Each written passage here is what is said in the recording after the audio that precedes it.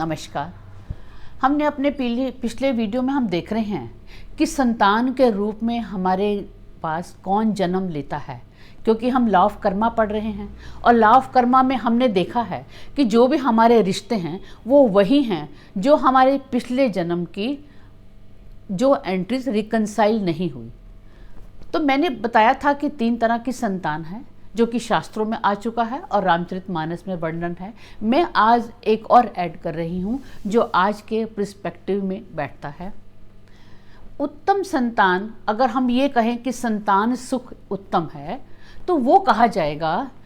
कि जिस संतान के कारण माँ बाप को कोई दुख ना हो। जब उनकी पढ़ाई का टाइम है तो माँ बाप को कोई परेशानी नहीं, बच्चे अच्छा से पढ़ रहे हैं, और बाद में जब बड़े हो जाते हैं तो उनको अच्छी नौकरी मिल जाती है, सेट हो जाते हैं, तो माँ बाप बहुत खुश होते हैं। हम तो बहुत खुश हैं, हमारे बच्चे सेट हैं, हमारे बच्चों की वजह से हमें कोई चिंता नहीं है। अब दूसरी तरह की संतान वो है जो निम्न कोटि की, बच्चा पैदा होता है और पैदा होते ही उसको कोई ना कोई बीमारी हो जाती है। उसे कुछ ऐसी बीमारी होती है कि माँ बाप का सारा पैसा उसकी बीमारी पर लगता है और माँ बाप परेशान रहते हैं और वो ये बार बार दुआ करते हैं कि जो इसको प्रॉब्लम है वो हमें हो जाए। हम नहीं देख सकते कि हमारे बच्चे को ये प्रॉब्लम है, और बच्चा हंसी मजाक करके माँ बाप का दिल जीत लेता है और असमय ही अनटाइमली बच्चे की डेथ हो जाती है और माँ बाप को रोता बिलखता छोड़ जाते हैं। और बड़े होकर अगर ये स्थिति ना भी हुई तो बड़े होकर वो उनका कोई रोज़गार सेट नहीं होता, अपनी लाइफ में वो सेट नहीं होते, शादी के बाद सेट नहीं होते, यानी कोई ना कोई टेंशन बुढ़ापे में भी माँ बाप को लगी रहती है। ये निम्न कोटि की संतान हुई।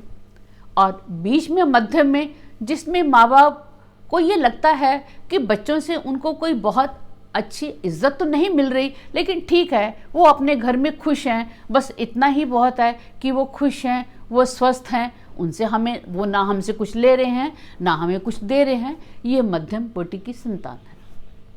अब आपके मन में ये क्वेश्चन होगा कि ऐसा क्यों होता है? जो हमें संतान के 3 रूप हैं, वो कौन लोग हैं जो प्रथम कैटेगरी के हमारी संतान बनते हैं, या सेकंड कैटेगरी में, या थर्ड कैटेगरी में? तो जो शास्त्रों में कहा है और उसको मैंने एस्ट्रोलॉजी में हॉरोस्कोप में देखा है कि हमारे संतान के पंचम घर के साथ जब हमारे मेलेफिक प्लैनेट का लिंक होता है तो हमको पहले ही पता चल जाता है कि इसको संतान से दुख मिलने वाला है। और वो किस टाइप का दुख है और कैसे कर्मा होते हैं, उनको आप ध्यान से समझिए। हम एक मेटेरियलिस्टिक युग में रहते हैं जहां हमारी ज़िंदगी धन से चलती है, यानी धन ही सबसे बड़ा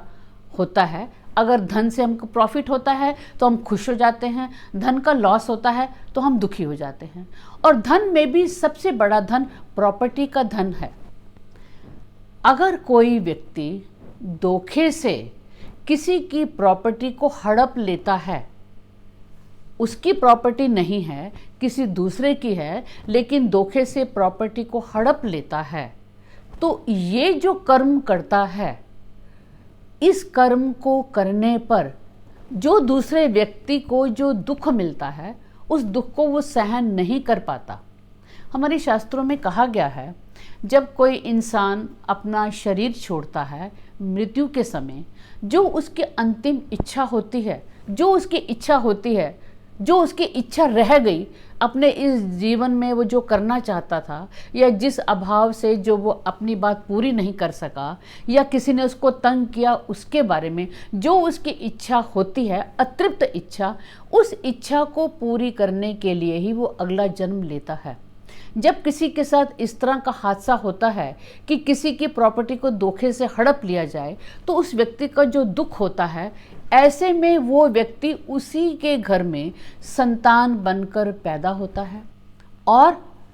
अपने माँ बाप का अनाप शनाप खर्चा करवाता है, चाहे वो बीमारी पे है या एजुकेशन पे है, या आपने देखा होगा कि कई तरह के काम खोल दिए और उनको खुश करके, उनका दिल जीत करके अनटाइमली वो चला जाता है, यानी एक बहुत बड़ा दर्द दे जाता है क्योंकि वो इतना बड़ा जो दर्द उसको हुआ था पिछले जन्म में कि उसकी प्रॉपर्टी को हड़प लिया गया था, उसके रूप में वो इस तरह से आता है। ये निम्न कोटि की जो संतान के जितने भी लक्षण हैं, ये वो लक्षण हैं जब हम इस तरह का कोई काम करते हैं। और दूसरी तरह का काम, जब हम किसी की मजदूरी को रोकते हैं, हमने किसी से काम करवाया, उसके साथ बात करके 4 रुपए की बात करके 1 रुपया उसको दिया, किसी के धन की चोरी की, धन के साथ उसका दगा किया, मतलब किसी तरह से उसको धन से संबंधित ही उसको तंग किया, उसको टॉर्चर किया, तो ऐसे में जो संतान हमको मिलती है वो हमारी मीडियम लेवल की संतान मिलती है, जिसमें कि उसको कोई फ़र्क नहीं पड़ता, जितना उसने धन उसके ऊपर लगाया था वो संतान बनकर उसके रूप में वो ले लेती है। अब हम बात करते हैं उत्तम संतान के बारे में। मैं कहीं जा रही हूँ या मेरी ज़िंदगी में ही मुझे कोई ऐसा काम पड़ता है कि आप मेरी हेल्प करते हैं, आप मेरी बहुत सेवा करते हैं, मैं उस सेवा से इतनी गदगद हो जाती हूँ कि मेरा और आपका तो कोई रिश्ता भी नहीं है, फिर भी आप मेरी इतनी सेवा कर रहे हैं, तो मुझे लगता है कि आप तो मेरी संतान से बढ़ के भी हैं। काश आप मेरी संतान के रूप में होते। यानी हम बिल्कुल न्योछावर होकर, बिल्कुल हम किसी के लिए इतनी सेवा करते हैं, इतना उसको हेल्प करते हैं और उसकी हर तरह से पूरी सहायता करते हैं, आउट ऑफ द वे जाके निस्वार्थ, बिना किसी स्वार्थ के जब हम सहायता करते हैं, तो ऐसे रूप में हमें ये लगता है कि इसने जो हमारे लिए किया, हम तो इसके लिए कुछ भी नहीं कर पा रहे जो आपने मेरे लिए किया। जब ऐसी स्थिति होती है तो अगले जन्म में हम उनकी संतान बनते हैं और हम अच्छी संतान बनते हैं और हम अपना पूरा बदला जो भी कुछ हुआ था हम सब चुकाने की कोशिश करते हैं जो आपने पिछले जन्म में हमारे साथ किया था। ये ही लॉ ऑफ कर्मा है। ये सब बताने का, लॉ ऑफ कर्मा को बताने का और जो मैंने आज बताया, इन सबको बताने का एक ही उद्देश्य है कि हमको अपनी लाइफ में कोई भी गलत काम नहीं करना चाहिए, हमें किसी को धोखा नहीं देना चाहिए, किसी के साथ ज्यादती नहीं करनी चाहिए। अगर हम अच्छा कर्म करेंगे तो ही हमको अच्छा फल मिलेगा। ये सब बताने का यही फल है। और दूसरी तरफ अगर हमें आपको निम्न संतान का दुख मिल रहे हैं, हम अपनी संतान की वजह से दुखी हैं, या संतान हमको छोड़ के चली गई है, या संतान की वजह से हम बहुत परेशान हैं, हमारी रात की नींद खराब है, तो हमको समझ जाना चाहिए कि हमने पिछले जन्म में इतना इनको परेशान किया है जिसके कारण ये सब हो रहा है। तो उसमें आपको संतुष्टि का भाव आना चाहिए कि जो हमने गलत काम किया था आज वही वो एंट्री रिवर्स हो रही है। तो आप सभी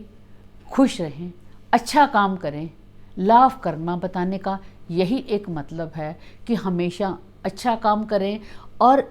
जाने अनजाने में भी कोई ऐसा काम ना करें जिससे किसी का दिल दुखे या किसी को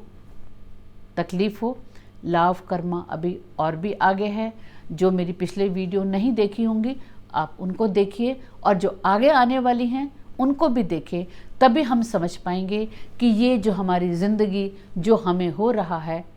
वो क्यों हो रहा है। धन्यवाद।